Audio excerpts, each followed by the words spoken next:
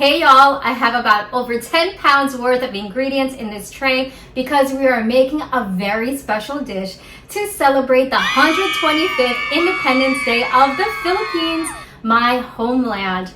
So what we're making today is Lumpiang Sariwa, which translates to fresh lumpia as opposed to the fried lumpia.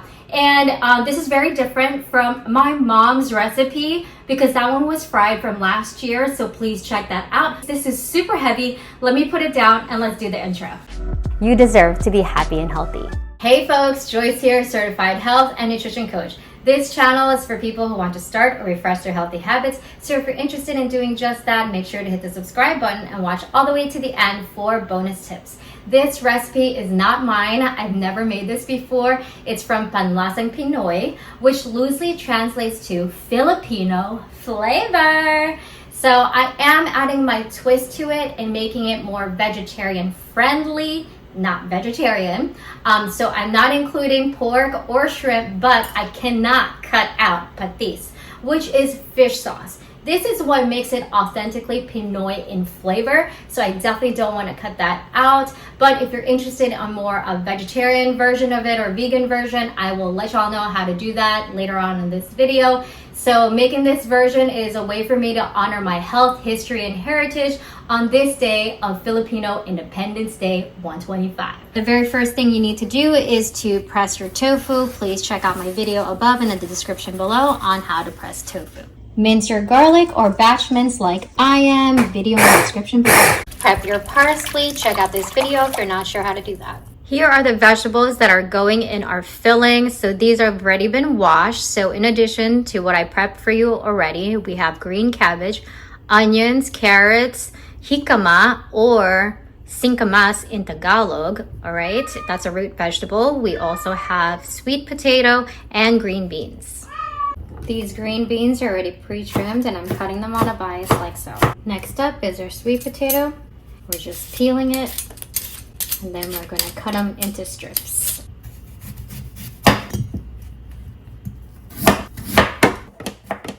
Next up are carrots. Go ahead and peel them and julienne.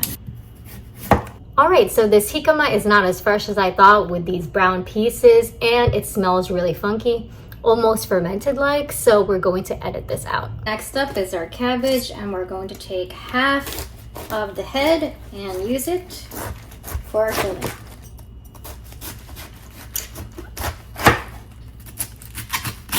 And we're going to shred our cabbage by chopping it into thin slices. I always reserve to cut the onions last because it makes me cry, so let's go ahead and get this onion chopped into really tiny pieces, fine dice. I have a confession to make. This dish is so intimidating for me. It took me 2 months of unearthing my fears to prepare myself mentally, emotionally, and physically to make this dish. And I'm saying this to encourage y'all to face your fears if there's a dish from your culture that you're afraid to try, to go ahead and go for it. And don't be afraid of making mistakes because that is going to bring you closer to connecting with your roots. Let's go ahead and prep our parsley too, and this is part of the topping. So we're just going to grab all the leaves and mince them really finely. And for the topping, we're roughly chopping half a cup of peanuts. Oh my goodness, almost forgot our pressed tofu. We're gonna cut these into strips as well. To add a little flavor to the tofu, add some soy sauce. Then your starch, cornstarch preferably. And this doesn't really have to be exact. It's just enough to coat it. And we're going to cover this up. And we're gonna do our best just to shake it. And it doesn't matter if the tofu gets broken up into pieces because it's going to happen anyways. So you don't have to be too careful in this step. Sweet, all of the ingredients for our filling is ready. And this is for the topping, parsley and chopped peanuts. And this is also going to go inside the wrap where the filling is going to sit, our green leaf lettuce. Heat up your large pot to medium-high heat. Add some avocado oil. And I like to spread it all around so it's nice and even. I have my strainer here on top of a plate to catch the vegetables as we stir fry them. So we're going to start off with our tofu.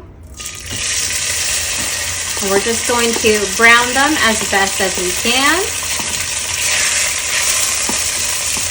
A great cooking tip to minimize the amount of food stuck to your pot is to make sure that your pot is to temp. In our case, it is medium-high heat, and also allow the oil to come to the same temperature. Turn the tofu over.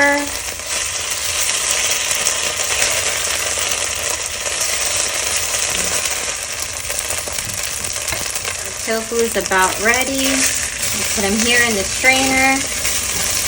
Let's go add a little bit more avocado oil, about a tablespoon. Evenly distribute the oil. Don't worry about those bits right there. They are going to come off. Let's add our onions. And we're going to cook this down until translucent. We want our onions to be super tender. Let's go ahead and add our sweet potatoes, our carrots,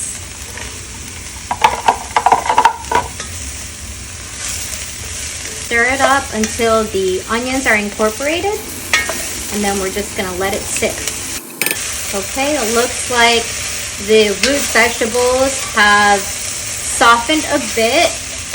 Now let's go ahead and add our green beans and our shredded cabbage.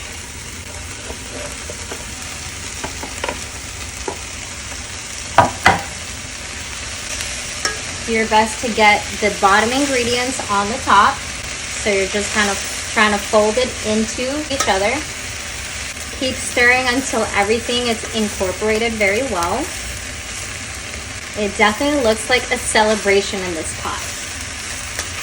Add a little well in the middle.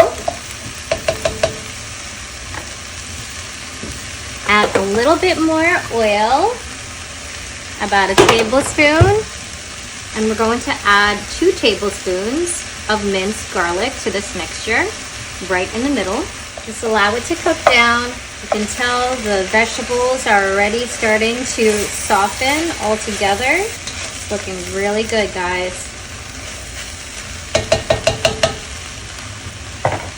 Now we can add a tablespoon of the fish sauce or patis. As an alternative, you can make some dashi sauce with shiitake mushrooms and kombu. Okay, we're going to stir that up. And let's add our tofu as well. It's okay for the tofu to break up. That's why we cut them up into strips, so it'll blend easily with the rest of the vegetables. And we're going to turn off the heat now, because the residual heat will cook the vegetables. And let's go ahead and transfer our filling to this strainer. It also helps it cool down a bit, and any extra moisture will leave the mixture. Now that the filling is draining, we're coming up on the most intimidating part of this recipe, which is making the wrapper from scratch. It's very temperamental, but please don't be discouraged. Still face your fear and don't be afraid to make mistakes, like I said. But another way to be kind to yourself during this phase of the recipe is to take a few deep breaths, all right? So this is for me as well. So feel free to join me or skip this part. So go ahead and have your feet hip-width distance apart. Stand nice and stable. Roll your shoulders back. Maybe close your eyes. Take a deep breath in. Exhale. Inhale, fill the belly. Exhale, empty the belly. One last time. Inhale. Exhale. And when you're ready, flutter your eyes open, and let's make this beautiful wrapper. Before you get started on your batter, make sure your skillet is being brought to temperature, and our temperature is medium low, and this is different for everyone. So this is the temperamental part that I was talking about. Okay, we have 3 eggs, and let's beat that.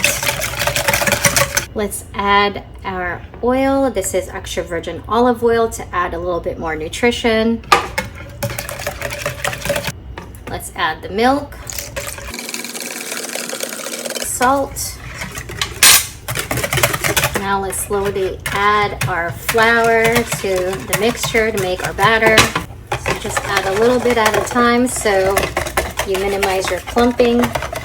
Okay, our batter is looking beautiful. Okay, we're gonna save the whisk and we'll keep it to the side so we can use it to make sure that the batter is well incorporated while we're cooking. Next, cut up 8 pieces of parchment paper and have a plate ready to receive the cooked wrappers. I don't have a non-stick spray, but I do have this canister and I have olive oil in it.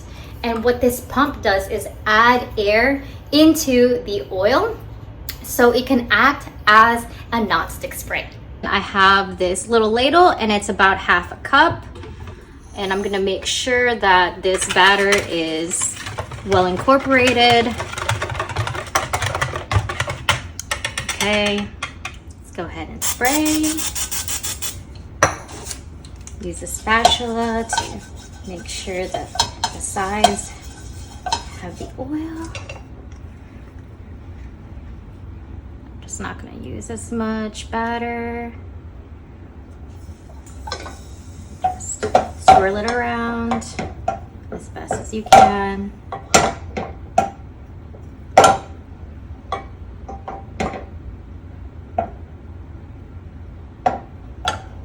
That'll do. Allow the batter to cook for 2 to 3 minutes depending on your stove, and the way you can check is to touch the top of the batter and see if it's still raw. If it's not, don't flip it over. It's ready, because if you flip it, it'll bubble. This is the 3rd take for making this wrapper, and the day before I actually tried to make the wrapper 9 times, and finally I think I got it pretty close to what I would like it to be. So that said, if you are gonna make this dish, please take the time to understand how to make this wrapper, because it is so key. You can saute vegetables, no problem, but the wrapper is so important. So please practice before you make this dish. Okay, let's check. Beautiful. And do we need to turn this? No, we don't. So let's go ahead and place another parchment paper onto that plate, and we'll move our crepe or wrapper. Beautiful, y'all. All right, so we're gonna just keep going. Once you get the hang of making these wraps and you feel comfortable, go ahead and set up all your ingredients for your sauce. All right, the recipe made 12 wrappers. Look how gorgeous they are. Let's set them aside and work on our sauce. Go ahead and heat up our little pot here, and we're going to get this water to come to a boil. I'm using a vegetarian bouillon here, and I'm only going to use 1/2 cube to minimize the sodium. Let's go ahead and, whew, it is hot, hot, hot. We're gonna try to dissolve this bouillon in the water. The original recipe called for shrimp or pork bouillon, which I could not find, and that's why I decided to just make this a vegetarian version. Okay, it's well dissolved, and let's add our soy sauce. Gorgeous color. And now our brown, ooh, so hot. Brown sugar. Stir that up. And I'm going to put a few dashes of white pepper here.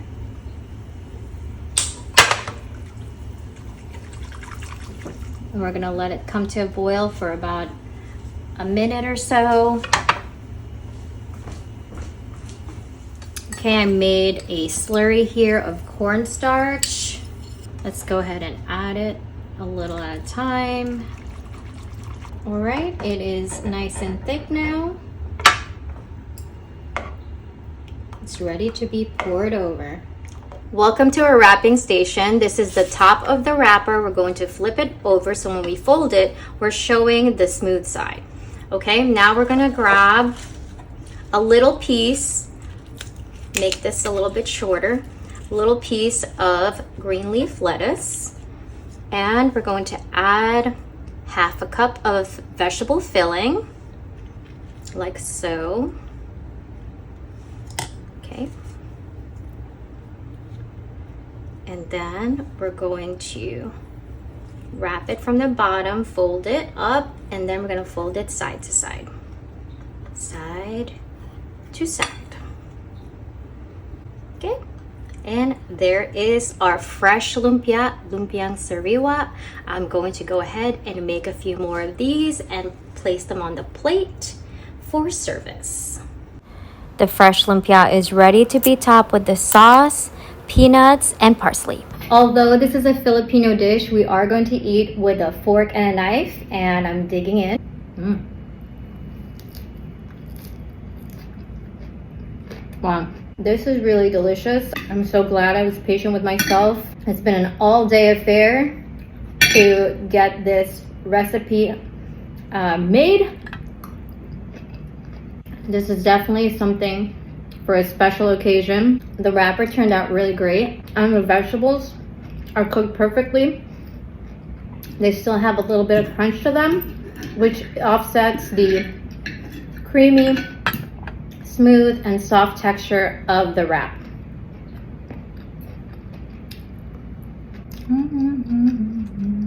That wraps up our video on how to make fresh lumpia from scratch, or Lumpiang Sariwa. Again, special shout out to Panlasang Pinoy for this base recipe. I hope y'all are inspired to try more plant-based Filipino dishes, y'all. I'll be making more in the future, so stay tuned for that. And maraming salamat, which is thank you very much for joining me on the 125th anniversary of Filipino Independence. So if you have any questions or comments, please put them in the comments below. If you like this video, give it a thumbs up, share, or hit the subscribe button if you haven't already. And if you have, thank y'all so much. See y'all next week. And remember, you deserve to be happy and healthy.